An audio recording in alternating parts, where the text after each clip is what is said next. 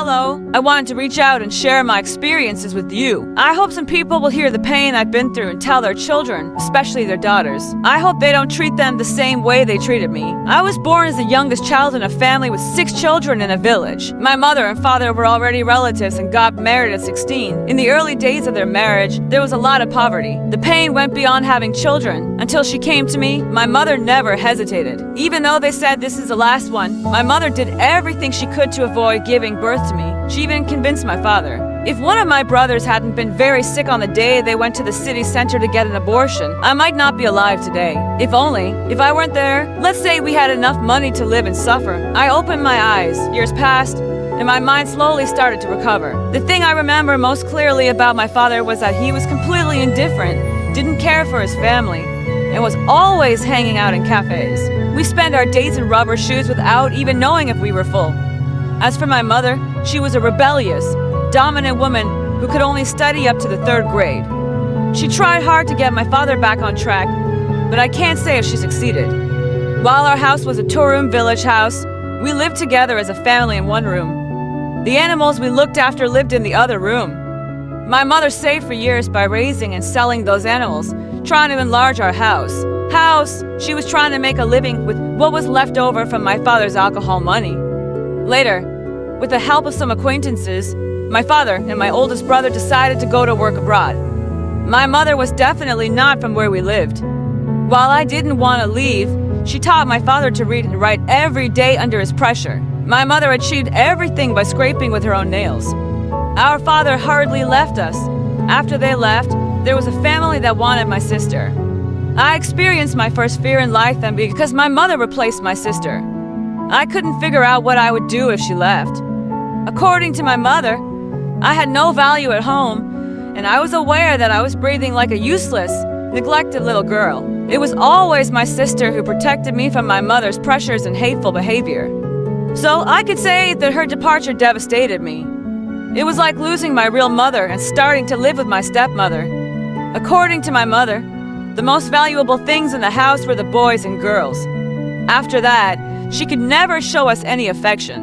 I don't remember wearing normal new clothes as a girl. The dresses bought for my sister were handed down to me when they were too small for her, or I tried to grow up with patched socks left from my sister. When I was 6 to 7 years old, I started to be abused in the village. My father was nowhere to be found, and my mother often went to the city to take care of our animals' needs. Do you know where I was? Yes, in the courtyard of the house in summer and winter. When my mother went to the city, she would leave me in the courtyard, lock the door, and leave without looking back. She never forgot to tell me to watch the house when she left. Whenever I started waiting for my mother in the courtyard, my younger brother, who knew she had gone, would come to me and show me his genitals, asking me to touch him. At that time, I didn't know if it was called abuse or a game. I would do whatever he said, but now I understand that I was being abused at a very young age. I wish I were the only sibling trying to do this, but I wasn't. The husband of the sister I loved more than myself, whom I took in place of my mother, was also dirty towards me whenever he came to our house. My mother often called my sister to help with house cleaning since she lived in a nearby village. While my sister came to clean, my brother-in-law would come over, sit and wait. Going to their house was like a blessing for us back then, so he would convince us to take her to his home. After all, I was a child and couldn't get out of the house or the village, so I wanted to see new places and new roads. My brother-in-law, who noticed my excitement, was 1 year older than me.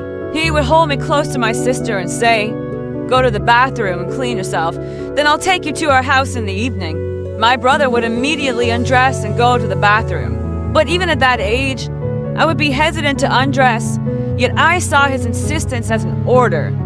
While bathing with my brother-in-law would wash me with a cloth he took in his hand. I was 7 years old, and believe me, I didn't understand what was happening. I didn't have a mother to protect and watch over me. As these situations continued, one day my sisters came to us again because our close neighbor had a new baby. My sister and I were talking about visiting. I cried a lot because I wanted to see the baby, but my mother said, "Should your uncle stay alone at home? Poor thing." And she left me alone with that man. As soon as they left, my brother-in-law came to me, took off his pants and asked me to hold his genitals. I was so scared and anxious that he came to me. He was deceiving me by making up stories. He was constantly molesting me, saying, "Look, if you pet it, it won't cry." I wish there were sane people in the world who wouldn't leave their little girls with anyone. This scum would immediately gather himself as soon as the door knocked. He would show interest in my sister as if nothing had happened. Since we didn't have a mother-daughter relationship, I don't remember telling her about what I was going through. I was always afraid to tell her because I had a mother who constantly blamed and beat me. I wish I could at least consider what I experienced during that time as bitterness, so I wouldn't have to live through these truths that ruined my life. I had to endure it. One day, my mother took my siblings to the center and left me there on guard, telling me to wait in the courtyard. Since the dynamo of our well at home was broken, she called a young repairman from the village and told me to show him the place and have it fix it. After waiting for a while, a young man came. He asked where the dynamo was, and I pointed to the end of the garden. He insisted on pulling me by the arm, asking me to show him. After he started working there, he took me with him. He started asking questions like, "When did your mother and father leave? When will they be back? Is there anyone else at home?" I said, "I don't know, brother," and started moving towards the front yard. At that moment, this man grabbed my waist, started touching me, and said how beautiful my dress was. Suddenly, he took his hand to my private area and started fondling me. I immediately pulled away. "How tight is your underwear? Doesn't it hurt your waist?" This was the third instance of abuse I experienced at the age of 7. I was abused by different people in different ways, including my own brother. Brother? Is that why my psychology is like this these days? When I started school, we had a math teacher. He would hate me because I didn't understand the lessons. One of my experiences was that I would wet my pants out of fear when I couldn't answer his questions. Even if my friends asked me to play, I wouldn't go. I sat on a wet board until school ended. I don't know why people are so disgusting. I don't know why the teacher sent me home a few times because I missed my period, and my mother told me every time. Suddenly, he took his hand to my private area and started fondling me. I immediately pulled away. "How tight is your underwear? Doesn't it hurt your waist?" This was the third instance of abuse I experienced at the age of 7. I was abused by different people in different ways, including my own brother. Is that why my psychology is like this these days? When I started school, we had a math teacher. He would hate me because I didn't understand the lessons.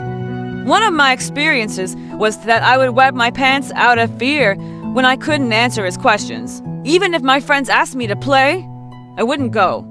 I sat on a wet board until school ended. I don't know why people are so disgusting. I don't know why the teacher sent me home a few times because I missed my period, and my mother told me every time.